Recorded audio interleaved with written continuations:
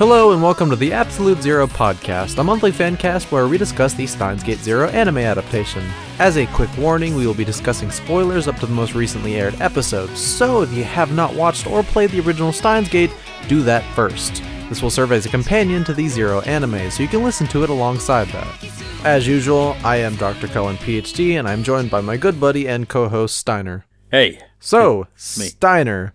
Yeah. On time this week for the first time in like 2 episodes. That's right. We're on the ball today. We're really going for it.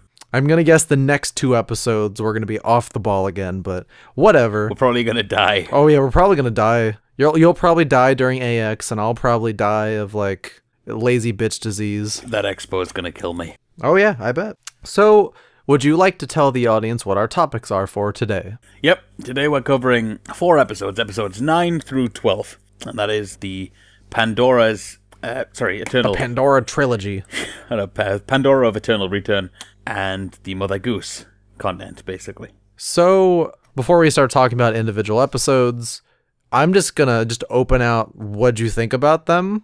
Personally, I felt this kind of little segment of episodes to be a little, not like disappointing, but kind of,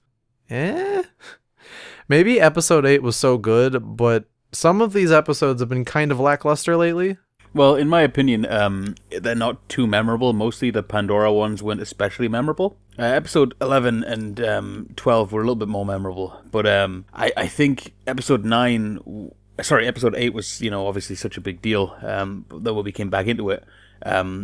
People seem to forget that unlike in the original Steins Gate, when shit hit the fan, it just kept hitting the fan. In Zero, there's definitely room for downtime, especially with the way they're adapting it, with going from one route to the other. It's a bit more like conspiracy and background information going on. It's a little more subdued. I mean, obviously shit is going to hit the fan eventually, and it will do it big. But for now, we're still sort of in the setup phase, and it's fair. I mean, we're still only halfway through. But now we're coming into the second half of the series. Things will probably get a bit more interesting. Well, like some of the parts of the episodes I'm not a huge fan of. Mm-hmm. There is a lot of stuff in these that I've actually kind of... Like, I'm loving the way they're taking this. Yeah. So, the anime-only fans might not know this, but we have now completely... Like, the idea of, like, doing the back-and-forth routes kind of thing has been thrown out the window, and instead we've actually been given a completely new world line just for this anime that has been combining elements of both routes. Pretty much. So in episode 8, when he was sent back by Kurisu, by her D-mail, the world line that he's on now, and has been for the last 3-4 episodes, is different to the world line that was shown in the visual novel. So this world line is 1.097302%, and that's pretty... Yeah, it's different. At first I was wondering, it's like, does this mean like we're going completely off the deep end? It's going to change everything? But no, it's pretty much the anime world line where they're just shoving everything into one. And honestly, I think they're doing a pretty good damn job. I'd say they're doing a decent job. It's they're mishmashing it together. I mean, there are some notes that don't hit, and there are some that definitely do. But it's an interesting approach, at least. I mean, I can see why they're doing it. To me, I probably would have handled it a little differently, but I can see why they're all doing it in one single path, and I think it's pretty okay with what they're doing, definitely. Oh yeah, I'm liking how some of the routes are actually being combined because what this essentially is it's mainly based off of the Vega and Altair route of the original game, but combined with elements of the promised what did we call it? Spaghetti? The promised spaghetti. The promised spaghetti, sure. All right, that'll change every episode, so get ready for that. The promised spaghetti route. Yeah. We've already taken most of the main story elements from both of the promised spaghetti routes. Yeah. And shoved them into Vega and Altair. Yeah, although the Mother Goose one was more of its own thing. Oh yeah. But it's still mainly all the story beats you needed from that. We'll get to the Mother Goose stuff later, because that was episode 12. Yep. Episode 11 was dedicated... Well, no, which was it 10 that was dedicated to Twin Automata? Episode 10 was more of a Twin Automata thing.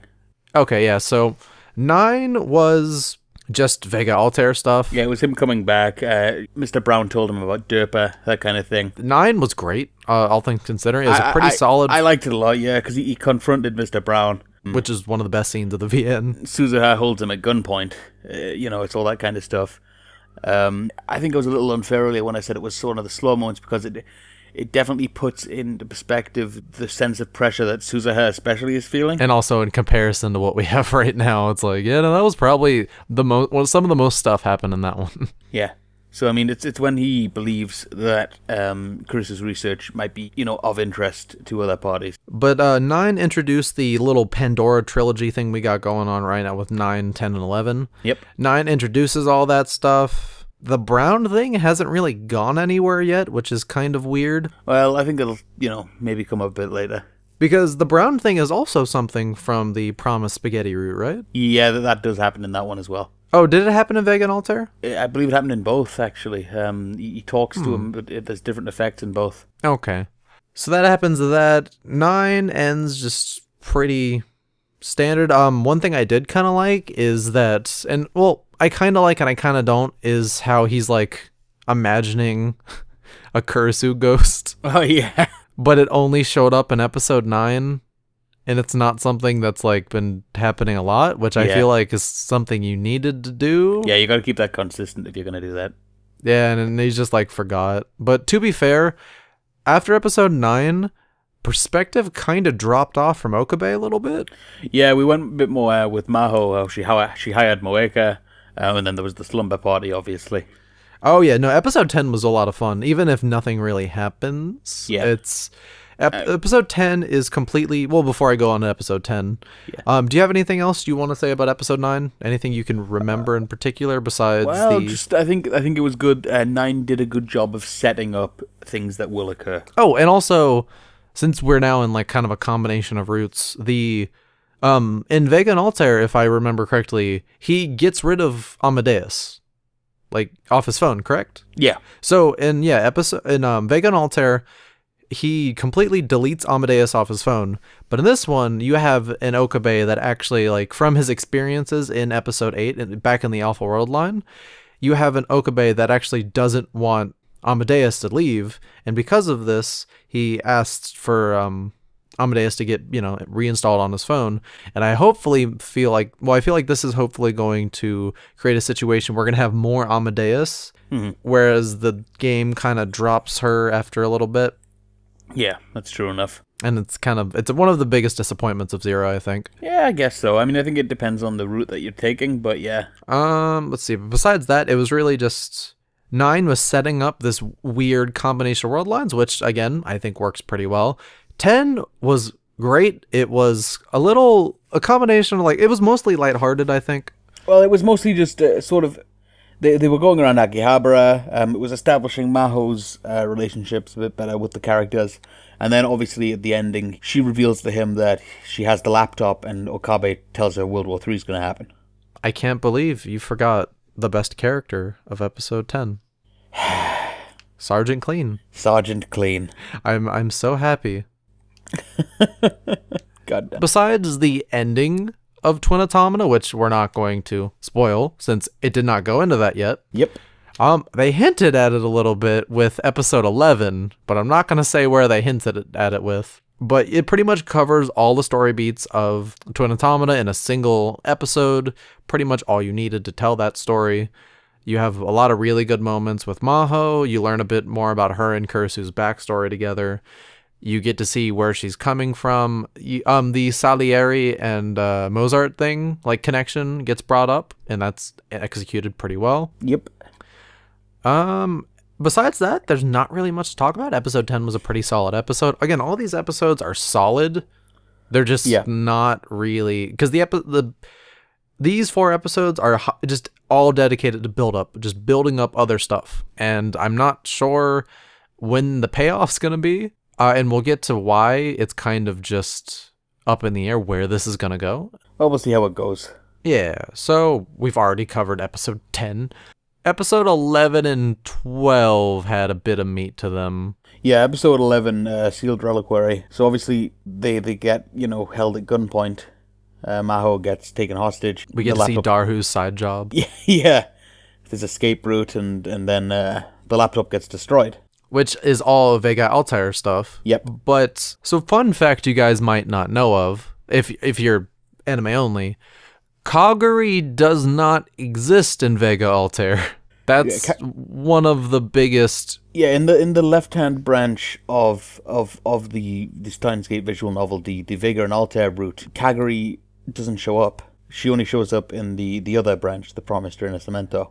Yeah, so it adds a lot of like differences. So Kaguri now being present is in this fusion of routes, changing things quite a bit. It is indeed. I guess I've noticed a little bit that one of their ways to kind of get past this is they just don't. She kind of didn't do anything until her episode. Yeah, she's sort of been a background character. But, I mean, she was struggling with her memories, so now that she's got them back, maybe there'll be more involvement. There's one thing in particular, a very big twist of Vega and Altair, and I don't know how they're going to handle that. Yeah, I can't really talk about that, though. Yeah, we can't talk about it, but there is something. I guess we'll have to talk about it when we get to it. Yeah, we'll leave that for later. This change will mean they're gonna have to change something big. Maybe our little meme in our spoiler talk session will actually come true. But let's see. So, and then Maho and Leskinen went back to America. That was the weirdest part. Like, honestly, I think 11 was the weakest of the whole bunch. Yeah, I liked 11 for the most part. I think the Daru stuff was great. Honestly, Daru just stole the show for a lot of these episodes. He's the MVP, man. He's absolute Chad in episode 9. God damn it. Yeah, and even in the most recent episode as well. Yeah, no, he's been amazing so far. I think there's been really good side character focus compared to the original VN. Oh yeah, I guess while we're at it, should we talk about Fubuki? Yeah, I guess so. Because I think we commented on an earlier episode that Fubuki's, like, because they never went into Fubuki's story, pretty much, in her little plot line, which is she also has reading Steiner. Yeah, she's suffering from it as well. Well, not precisely to the same extent, but yeah. Oh yeah, no, Okabe is still, like, master reading Steiner, man. So they never covered that originally when the world line was supposed to branch during the whole World War II segment, which was just... World War III. World War III segment where Okabe goes back to World War II, where Okabe goes to that world line for a little bit, and then in the VN, it's like revealed that Fubuki also experienced all that, and she remembers all of it, and she's in the hospital because of it. In this one, they have it so that she remembers the events of Okabe in the Alpha world line, which I guess works. Well, it works in tandem with what the anime is going for. I'm not entirely sure if the anime is going to revisit the World War III thing or not, but I'm not entirely sure if they've just dropped the encephalitis president syndrome plotline. Would you like to explain a little bit about that at all? So well, I don't know if this counts as I don't know because I'm not sure if the anime is going to go into it or not, but in the VN by this point, it's been established that a lot of people are suffering from a rare form of encephalitis, brain inflammation, that they call it. The symptoms include having strange dreams or mixed up memories, and Okabe basically recognizes that that's his reading Steiner. I said, hey, that's bullshit. Stop that. Stop lying. Arkheart Medical. I forget. Have they said what the hospital they're going to is yet, or is it just kind of, this is a hospital? They haven't really, no. Okay. So fun fact for people who care about the little details, in the VN, they make it a big deal to say, yes, no, they're all at the Arkheart Medical. And then everybody stares at the camera, and they say, wink, wink. Arkheart Medical. Chaos Head.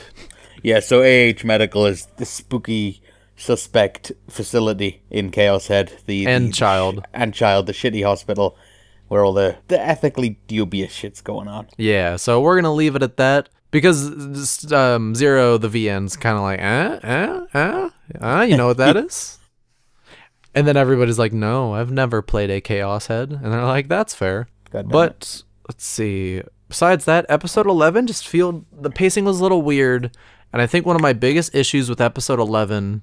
And I'm not sure if you picked up on this as well. I felt the directing was kind of flat. Yeah. A lot of shots weren't really... And I know people have criticized the series on this before, and usually I'm like, I'm fine with it. I noticed there were a lot of conversations, like a lot of scenes were just one camera angle, two people talking. Yeah, not a lot changed, I know that. And it just like, it was a little stiff, and luckily 12 makes up for that. But episode 11 feels really stiff at a lot of parts. And I felt they were going in a really good direction up until like the last 5 minutes, and they threw in the curveball that they were just leaving. Yeah. That was not really built up at all. So he lost Amadeus as well. Yeah, so now he's back to not having Amadeus. And this brings up another little criticism I have with the anime. It's not doing a good job showing progress of time. Yep. The VN takes place over several months. Oh yeah, but it also tells you like what part of time you're at. Well, yeah, it makes it clear. The anime doesn't really like, because I know from 11 to 12 a period of time has definitely passed, but we don't know. The most we have to go off of is his teacher's like, hey, you've been working on really hard lately in the past couple bit of time. Good work. Oh yeah, we saw Izaki in episode 12 as well, didn't we? But not Okabe's mom. No. Well, to be fair, Izaki did have a design in the manga, and they used the same design. But definitely get that cowardly stuff going on. Good shit. we didn't have the mother though. Oh, you know what I realized I totally skipped? They skipped the parking garage scene. Yeah, no, but I wasn't gonna bring that up because I wasn't sure if they were gonna refit it somewhere else. I don't know how they can. Like, the thing is, the guy didn't actually appear. The guy in episode 1 who yelled. Yeah. He didn't have any religious angle to him in the anime. But in the VN and the original novel and the manga, he had a little bit of a religious twang to what he was saying. So since, like, we'll talk about it briefly and not go into too much detail, but what happens originally is I think it's after the party in the Epigraph trilogy. It's the after party after the conference. Would you like to explain it? Yeah. The man who stood up and, interrupted the lecture saying that the Amadeus thing was wrong. There's a confrontation with him after the after party. They have a bit of an encounter with that guy, and that hasn't happened in the anime. So, well, the encounter is pretty much they meet him in a parking garage, and he has a gun, and a chase scene happens. Yeah. It's a lot of crazy stuff, and it does a really good job at setting tension, and I feel like, not that it's suffering because of that, but that's a really good tone setter for what's to follow. It is pretty good, yeah, because it's kind of, well, he quotes scripture and everything, you know what I mean? It's pretty good. It's creepy, and like it gets pretty like gruesome and gory at points as well. Oh yeah, fuck, I forgot about that. So it's a really cool scene, and they just don't have it. With the way they're going, I don't know how they're gonna get back to it, especially because we're on one route now. I'm still. Well, we'll see. Yeah, not entirely. The thing is, with the way it's going, we can't fully predict what's actually going to happen. Like, I didn't think they would fully do a Mother Goose thing. Yeah, honestly, I thought they would just drop Mother Goose. But I didn't think we'd get the Song of the Stars thing or any of that, but we just got a full episode about it, so. Yeah, I guess before we transition to that, anything else you'd like to talk about episode 11? I'm trying to think of any. Not a lot else, really. Again, I think this whole trilogy has done a really good job showing Maho. I just wasn't expecting it to so suddenly end with, and then she's gone. And I don't know how they're gonna.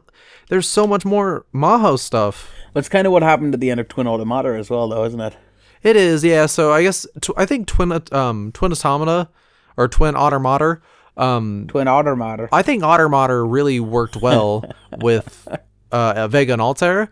I just don't it's bugging me that Skype still exists. Wait, does it? Yeah. In the Zero anime? Skype. Was it in the anime? I've already again, a lot of the episodes were unfortunately a little forgettable. I'm just saying they could use Skype. Oh, yeah. No, okay, I get what you mean now. Yeah, so but while I like where they're going, I think unfortunately you've locked out a lot of the events of Promised Spaghetti because it requires Maho to be there. Well, we'll see. Yeah, I'm not. Well, we don't know if she'll come back. We don't know what'll happen. Because but if she does come back, it'll kind of undermine the point of her leaving. Yeah, because I won't say how long she's gone, but she's gone for. It's a big time skip. Not like a big like, and then she comes back 10 years later. But it's a while. Yeah. In the VN, it's just kind of she's gone. A couple scenes happen, and then it time jumps, and then she comes back. Well, we'll see where the anime goes with it. So I guess the anime is setting up a bunch of stuff right now, but I'm not sure how they're gonna really get back to any of the... Because the thing is, you can't skip the ending of Promised Spaghetti. No, it's impossible. You need that, and without Maho... I think they'll bring it back somehow anyway. They're probably gonna have to combine Promised Spaghetti and Vega and Altair. Which will be weird. Or make something new. And I think that would be really cool. Really, though? Well, ideally, you would cover what's there. But if you make something new that fixes a lot of the issues of what was there before, I think that might be fine. So now we're going to move on to episode 12. We've already realized that we've gone through a lot of stuff really quickly. The one day we're on our A game, and it's not a lot to talk about, which is great. Yeah. Okay, so episode 12 is, now that Maho's gone, we have a whole episode just dedicated to Kaguri. The mother goose. Yes, and a lot of people are going to think that it's a little fillery, but trust me, this is more or less kind of important. It is important. Yes. More or less. Kind of. I would say it's quite important in the grand scheme. Mother Goose was an ending I would say would be relevant. Yeah. But and like with episode 10, it's taking certain plot points of a Mother Goose, but not giving the ending, which is a definite, it's a definitive ending, and that's going to be interesting. Maybe we'll get to talking about that. It'd be kind of cool to like have a whole segment after, like, you know, on the last episode of the podcast where we just talk about all the endings people might have missed. Yep. But I don't really have any complaints with 12. It was a big improvement over episode 11. The directing was a lot better. The direction in 12 was good. I think the animation was actually very good in certain parts. Like the bit with Sousa eating the curry was actually, I mean, it's a small scene, but the bit with her eating the curry, the movement of the spoon was very well animated. Oh, yeah. Was the curry in the original game? I don't remember the I don't seem to recall the like curry that eating contest, but it was good. And then they sort of mishmashed it together because they had the Daru date as well. It was a very lighthearted episode, and it kind of does well. It was pretty moving. It was like a heartstrings kind of episode. Oh yeah, very emotional. Well, they were hunting for, you know, the origin of the song. Of Kaguri's song, which is what she's been known to sing. Episode 11 and 12, like, despite my issues with 11, it still got pretty emotional, especially because I've realized we forgot to mention this, since it was Okabe telling Maho about all of the time travel shit. Yeah. And there was a really good emotional scene in her room that I really, really enjoyed. It's good. They've been good with the moving scenes, I think. Yeah, and then episode 12 is just Okabe's running around town trying to find out where the song came from. Yeah. They go on a wild goose chase. Yeah. Fuck you. But yeah, at this wild goose chase, they pretty much go from, I think it's, let's see, it is Kaguri to Suzuha at the curry place, and then Suzuha to Yuki. Yuki, yep. And then Yuki, and then they go to Yuki and Daru's date. Yeah, they got a butt in. It's funny. Which is pretty adorable. Yeah, and then so they learned it from Yuki learned it from someone in her cooking class. And then Okabe picks up the phone, and then who is it? It's his own mom. It's his mother. So she got a silhouette in the visual novel, but she didn't even get that in the anime, sadly. Just a phone call. Yeah, the little flash of the greengrocers, like Okabe's parents run a grocery store. So that's about it. Okabe doesn't like vegetables. And then Okabe's mother says that she learned it from him. And then he's like, "That's stupid." The fuck you talking about? I never heard this. He's like, "Fuck you." He hangs up the phone. So he's the source of the song. Or is he? Yeah, so that's like the thing. What's kind of interesting... sorry, continue. No, go on. No, I was just gonna say, it's kind of interesting that the episode just ends with, it was like, "Oh, I did it. All right." Well, did you watch after the credits? Oh, no, I did, but he doesn't realize that. Yeah, but he doesn't need to. That's fair. Yeah, so... That's the point. That's the thing. That's the key piece. That's why this is important. Because through that wild goose chase that he's gone on, Okabe was the one who spread the song. And he didn't remember doing it, right? Yeah. He is not the same person as the Okabe who was meant to have lived in this world line. That's what he realizes, yeah? Oh! He fooled himself. I did not know. I never picked up on that. Yeah, so that's him. That's the important piece. That's the realization that he's deceived himself with his own existence in that world line. Huh. Yeah. There's also a pretty neat callback to... I guess we'll talk about that after the fact. But there's a pretty touching scene where Mayuri and Okabe take Kaguri to Mayuri's grandmother's grave. Yeah, it's lovely. It's not as strong as the episode 8 scene, but it's still pretty emotional. Kaguri is about to run in front of the truck. We're about to run in front of the truck because it is hinting that a certain song on the radio is triggering something in her. I wonder what that's gonna lead to. Gee whiz. And then, because of that... she's in the hospital. She's in the hospital. She wakes up. up. And then she just remembers that Mayuri is the mom. And then they cuddle. And then they cuddle. And then Okabe is just standing in a corner. He's like... Gives her a little nod. He's like, yeah, you're the mother. Yeah, you're the mommy. Mayuri's like, all right, this girl's older than me, but I'm your mother now. I'm your mom. What... I really love this. I love that they actually covered recursive Wild Goose Chase. Yep. But that that definitely has problems for Vega and Altair because she's not supposed to exist in this route. But again, we don't know where that's going. So exactly, yeah. But it's structuring mainly Vega and Altair. We'll see how it goes. So obviously we've got the post-credits scene, and it's a neat little parallel. They do, obviously the movie's not canon. If anyone got confused by the post-credits scene, it shows it's a kind of a parallel of the scene in the movie. Oh, but Funimation said it was canon. Fuck off. They gave me a timeline of all the Science Adventure, and they said that it was canon. And the Chaos Head anime was canon. The Chaos Child anime was canon. The Robotics... Make it stop. The Robotics Note anime was canon. It's all canon. Okay. So it's sort of a little parallel to the scene, because in the movie where as Okabe as a child sees Kurusu at the station, so in this scene, Okabe is a child, and this is the Okabe that previously existed before Okabe's reading Steiner took over. For the one that we're watching, took over, basically. So in the past of this world line, Okabe met Kaguri. Kaguri taught him the song. And that creates a bootstrap paradox, where the song was only learned because someone in the future taught it to someone in the past, but they learned it from someone in the future anyway. So it doesn't have an origin anymore because it creates a recursive loop, a recursive Mother Goose loop, if you will. Oh. So I kind of like that because part of me likes to think that the movie is a little canon, just to kind of tie in with this. Because I just think it's a good parallel. I think it's a good parallel. It's a very good parallel, but it's kind of a situation where, like, because in the movie, Kurusu kisses Okabe and, tells him, yo, go be hoeing Kyoma, and he's like, okay.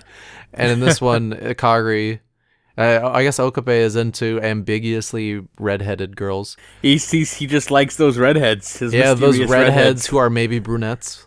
But yeah, so she teaches him the song, and then obviously he'll go back and he'll start singing that in the shower, and then his mother will pick that up. And his mother will be like, shut the fuck up! And then she'll start singing it, then Yuki will learn it, then Suzuha will learn it, and then Mayuri will learn it, and then Kaguri will learn it, who will then go back in time and teach it to Okabe. And it's just a whole big thing.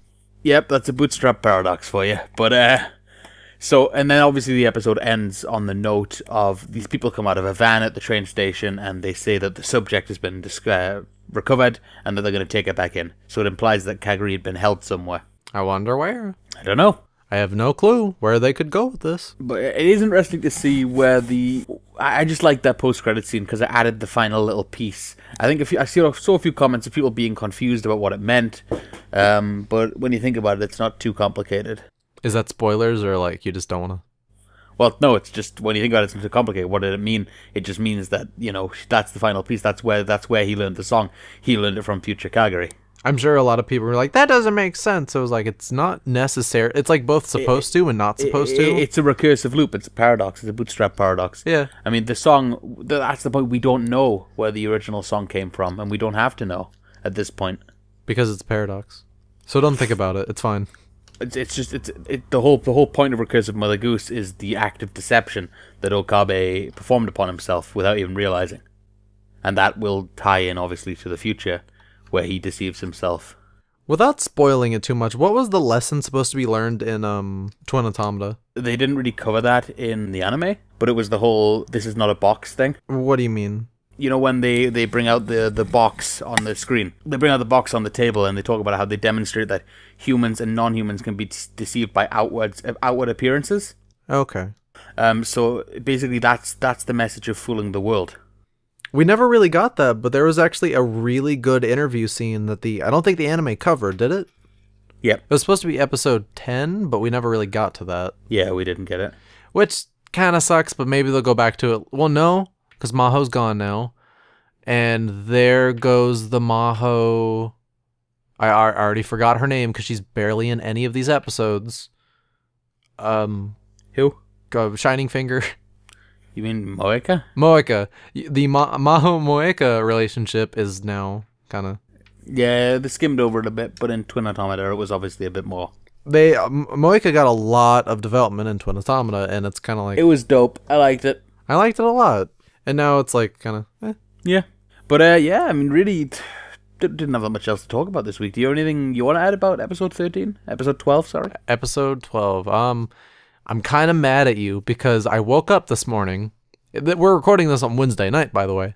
I woke up this morning with a message saying from Steiners saying we're gonna get a new OP and ED today, and I was like, I thought we were gonna get. Fuck off, man! And I thought we were gonna. All excitedly run to my Crunchyroll.com and I'm like, click my queue, and I scroll my mouse down. I'm like, I'm ready for a new OP, and I get fucking Fatima, and yeah. I'm like, oh. It's not a bad song, but it's not what I wanted. Yeah. I thought we were going to get one, but obviously today we got a new version of Song of the Stars. Hoshi no Kanaderu Uta. It was really cute. But yeah, it was nice because it was a Maori version, and then they sang it together. It was really nice. I didn't know that, actually. I'll be real. I skipped the credits. You're a piece of fucking shit. I know. I was in a rush, dude. That was a lovely song, and I can't believe you skipped it. It is a beautiful song with a lot of feeling. I had work like 30 minutes before. Well, 30 minutes. You couldn't spare 2 to listen to a soft voice? No, because I arrived at work like a minute before my shift. You disappoint me every day. I know. All right.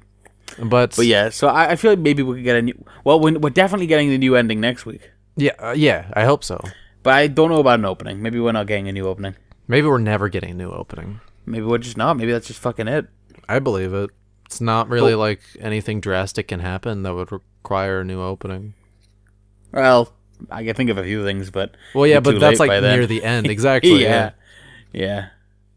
Shit's gonna hit the fan a bit later than it did in the original series, but when it does, it really does. Yeah, oh man, it does. The only thing I'm a little worried about is, and I'll say this without our little... We're gonna do a mini spoiler talk at the end of this. Yeah, not too much to cover. So... There's 2 different pop-offs that Steins Gate Zero has. Yeah. And now that they've kind of mishmashed this into one, I can't really see how they're going to combine those because they're based off 2 different entities. I'm being as vague as possible. Yeah, well, I feel like they could probably easily combine that, though. I feel like it might be a little goofy if they try to combine it. This isn't a spoiler. If I say the Mexican standoff we joked about in the spoiler section of the last week... I can't, like, they might actually do that, and that would be really silly. And I honestly, as dramatic as that is supposed, like, they might act like that'll be, because we've already made a meme out of it. It's like, I don't think I could take that seriously if we get the dumb Mexican standoff at the staircase. But honestly, at this point, literally anything can happen. I think we talked about it last week. They have gone through so much material in 12 episodes. Yeah, they have. And I don't know where they're going to go with it. I'm not sure what next episode's going to cover. I mean, obviously we'll get the episode preview in a couple of days, but... I never watch those. Yeah, I usually look at them just to get a feel. Oh, no, well, yeah, to be fair, I watch the Steins Gate ones, since I already know the source material. Well, it barely shows you anything anyways. That's fair. But I guess that's really it. I mean, solid episodes, Nothing. No major complaints. I mean, I guess with the way that they're doing it, like, it's the best way they could do it with what they're working with. So I don't have any complaints about how they're handling it. Yet. I feel like I'll probably get angry at something at some point. Yeah. You've been surprisingly calm about all this, and You know what? That shows you it's a good adaptation. You think I'm some kind of hothead? No, I just think it's funny because, like, and rightfully so, you were tearing, like, Chaos Child a new one. Oh, God, I was. And because the adaptation for that was garbage. And again, if you're going to experience Chaos Child, then you should do so by playing the visual novel. That's right. So, besides that, we're going to do our little outros for the people who don't want to hear spoiler talk, because we're going to do a little brief spoiler talk about what maybe any worries or concerns about the future based off of what we know of the visual novel. Yeah. But in the meantime, Steiner, what do you have planned in, well, you know, during the next 4 weeks that you can talk about? What? Well, I'm trying to do a thing where it's like, what's coming up for you? Sleep. Really? You're not doing a... You're not going to any special conventions? No, I'm going to the SleepyCon. You're going to SleepyCon? Yeah, I'm gonna have a nap. What's gonna be at SleepyCon? Big bed. Big bed? Are you gonna sleep with Chio in that big bed? Yeah, me and Chio gonna have a nap together. You gonna have a nice nap? Oh, obviously I've got well, actually at the time of recording, it is for me 6 a.m. on the 28th of June, and I will be flying off in just 4 days to LA for what's it called? Sandwiches. For delicious sandwiches. Then I'll fly right back. And like, good, and then leave. But no, I'll be flying off to LA for Anime Expo, and I got a few announcements. Nothing science adventure related, unfortunately. Sorry, guys. Spike Chunsoft might have some stuff. Who knows? Yeah, we don't know. I'm going to be at their panel, so not on their panel. He's going to be there on his panel. He's going to be under the table. I'm going to be hiding under the table. Like, so if they slip up at all, he's going to like come out screaming. He's like, ah! Actually, that's called. He's going to come with his fedora, like his little Daru. Fedora. Daru fedora. And he's gonna have glasses. He's like, actually. Excuse me, sir. There's a semicolon between those words. It's not called the Steins Gate series. We were actually talking about the Steins Gate sub-series, and you're gonna be like, ow. And he's gonna go back under the table. Slid that back in. Slithering Steiner. So if you're going to Anime Expo, maybe you'll see Steiner. If you wanna say hello or something at AX, I love meeting people, so just let me know. Just know that you'll probably won't be as close as friends to him as he is with me. I'm sorry. Sorry, yeah. He's my friend. You're not allowed to be friends with him. He brings me to Chipotle, talks to me about iced tea. I can't get him addicted to iced tea, you know. I fucking hate iced tea. No, you don't. Shut up. You know, when you if we both make it to MagFest, which we both want to. Yeah. I guess I could talk about this on a podcast. You know, who knows? It's not a big deal. We're just filling out the tail end. Yeah. So we might try to get a panel at MagFest. Yeah, that could be fun. That might be fun. I'd join in that. I really hope that hotel rooms are not garbage, because they were real bad last year. Uh-oh. Anyway, yeah, so I'm not going to AX. I don't really... It's not really in the cards right now. Maybe next year when I become a big YouTube superstar. When he hits it big, when he has all the clout. All the clout in the world. I'll try to hit AX and E3 and all the stuff. I want to go to E3. I do. I want to go to ET3. I want to go to E3 so bad. I want to go to ET. I want to go to ET. I want him to make me a Philly cheesesteak and put his finger in it, and then he looks at me and he makes it glow, and then I'm just like, why? And he says, eh. And he why are you saying this shit? You're terrifying me. I don't know, because I don't know. Stop. I don't know. Stop. So we are doing spoiler talk now. Before we do that, if you want to follow either of us on Twitter, you can do so by checking out, well, I almost said our gamer tags. Our Twitter handles are check out our gamer tags, check out bro. our gamer tags in the bottom corners of the screen. Another thing, the art you see on the screen right now is done by @_cpancake on Twitter. She's an amazing artist. Please go support her. Okay, now that we've done the self-shill, time to get into spoiler talk. So I guess 5, 4, 7, 3, 10, 1, 2. No, just 1. All right, let's go. So yeah, spoiler talk is now. If you do not want to, hear spoilers, exit the video right now. This is the time to go. Bye-bye. See ya. Okay, you're gone. Thank God. Hated those guys. Ah, and yeah, no, they're the worst ever. They're so entitled, too. They won't even let me talk about other science adventure games. I know, fuck those guys, right? I know, right? Seriously. We're going to do a little minor spoiler talk, just kind of shoot the shit, talk about what we need to talk about because there is a lot. Right off the bat, again, what we've referenced throughout the episode, we don't know how they're gonna really go back to, like, you can't have the Judy scene and the Leskinen scene. You can have it happen at the same time. Like, Leskinen, like, you can have the Judy scene where she's in the underground lab and then Leskinen just bursts in. It's like, wait a second.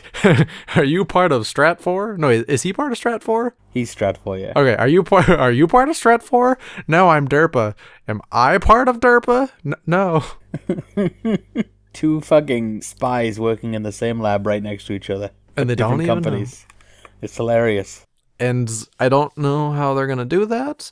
So the plot twist with, and I know I already said spoiler talk, but really this is your super last warning. Well, no, well, yeah, because this is a twist even past that. So in the VN, the reason why Kaguri is not in Vega and Altair is because of the she's cosmetic surgery. Yeah, she got extreme cosmetic surgery to look like Yuki. And then they, for the fucking most convoluted bullshit plan ever, and then they send Yuki to America, I think. No, they sent her to Europe to Europe? to study trip in Europe. Okay. So yeah, and then they make Kaguri Yuki fall in love with Daru, which is really... I think she just ends up falling in love with Daru. I don't think it was planned. Which is really weird. Yeah. And then at the end, she... Well, yeah. But I mean, I think if we're in spoiler area, I think they already know. You know what I mean? So yeah. No, yeah. I'm. It's not that I'm trying to like hide stuff. It's that I am baffled because the twist is like, the twist always kind of struck me as something. It's like it was weird. It was like weird. It's like pulling the rug under. It's like, look at that. It's like, yeah, like what the heck is going on here? Look at that twist, and it's like I don't really care. I was like, okay, guys, great. But yeah, it seemed like that worked stronger back in the original novels when you didn't have two roots. Yeah. And you have this, where's Kaguri? It's like, there she is. But when with the inclusion of, maybe it's because I'm weird and I did Promise Spaghetti first, and then Vega and Altair. Yeah, I guess it depends on the order in which you do things. But yeah, you're right. As in, to get further to the point, you're right, because with Kaguri now being active and not being like the spy, it'll be interesting to see how they actually go further with the Vega and Altair stuff. Maybe they'll actually have Yuki be women's in riding suit. That would be a weird twist. It would be. Yuki is Leskinen with cosmetic surgery. She is? Yeah, cosmetic surgery. Okabe is Kurisu cosmetic surgery. Kaguri is Kurisu with a clone and boob implants.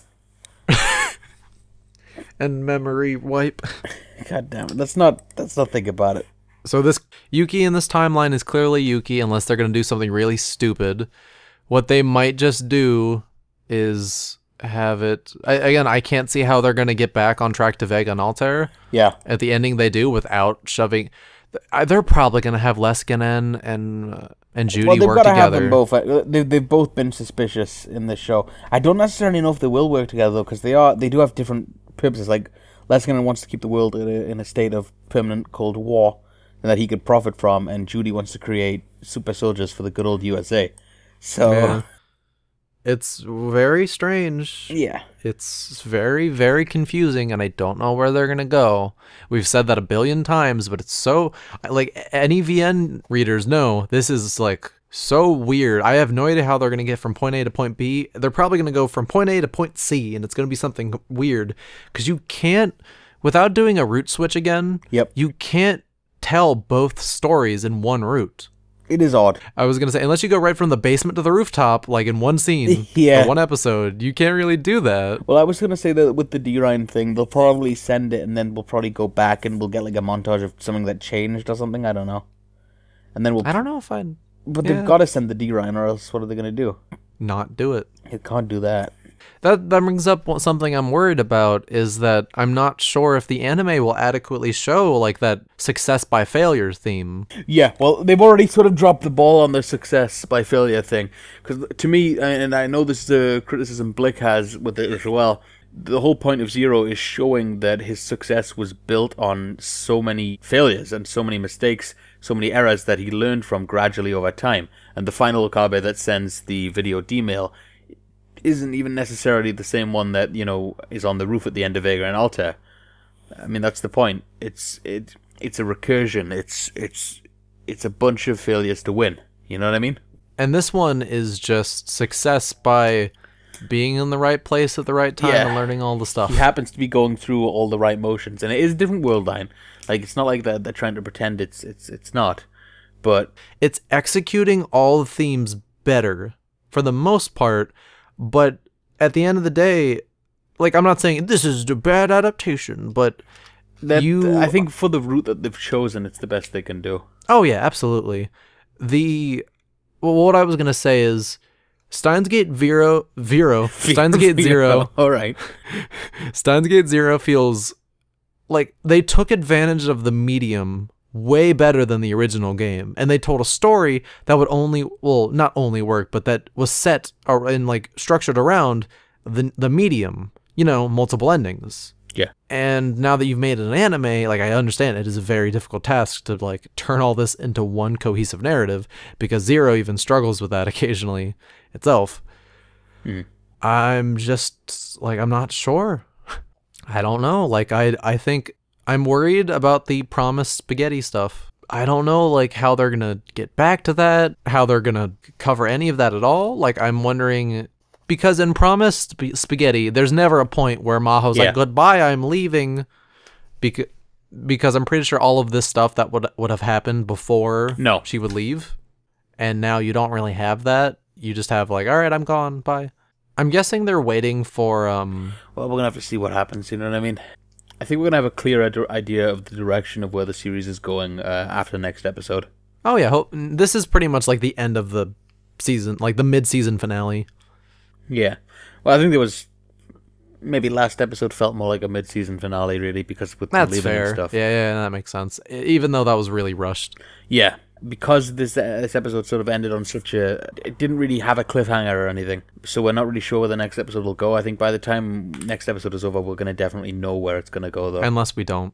Because we've probably thought that a couple times already, and it's like... Yeah, I guess so, yeah. Well, we'll see what happens. Let's see, what else did I have to really say? I've noticed that once they're doubling down on making Judy suspicious, and I really like that. Yeah, she's shifty as fuck. It's going to be it's going to actually be a surprise when it's revealed that Leskinen's like the biggest, baddest guy ever. Yeah, Leskinen's like had a couple of like sort of shifty-eyed moments, but he hasn't had as much focus as Judy, and I feel like they're trying to sort of make her seem more. And if they do that as like a bait and switch, where it's like, yes, Judy is evil, but Leskinen's also a dick. You know, but Leskinen's worse. Like, they're gonna kill Judy, and she's gonna say, like, you don't even know someone meaner than me. Even though I killed him. Me, fools. I killed him on one timeline, but look out. What do you think he thought on in Twin Automata when he just got fucking shot in the head? What was going through his mind? Do you think he was like, well, shit, now I can't do my plans? I think a bullet was going through his mind, mate. Right, but I don't know. You're like, wait a minute. Just be surprised. You wouldn't have expected it. It's like, oh, you bamboozled me, Judy. Well played. God damn it, Judy. I don't think they could work together, to be honest. I don't know how they're... It's so weird. I'm wondering what she had in her, like, in the blanket on the plane. Beats me. Because the anime was trying to be like, look at the blankets. Look, she's hiding something. Baby Kurisu.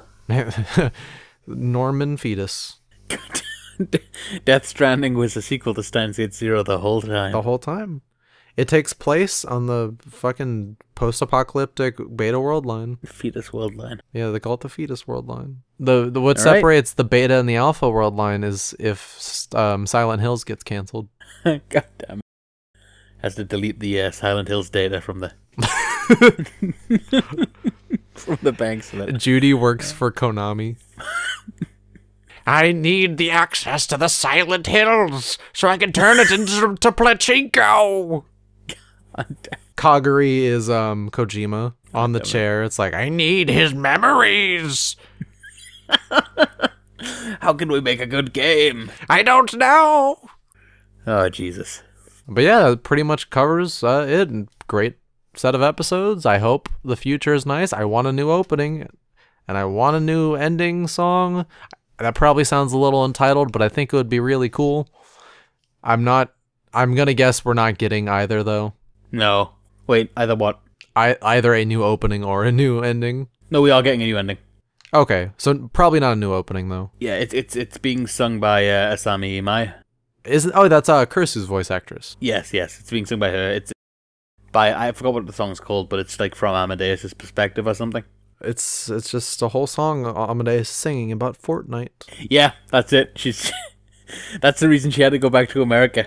Because she had to play some Fortnite. She had some Fortnite tournaments coming up. Yeah, a Fortnite tournament. God damn it. All right, well, that wraps it up for us.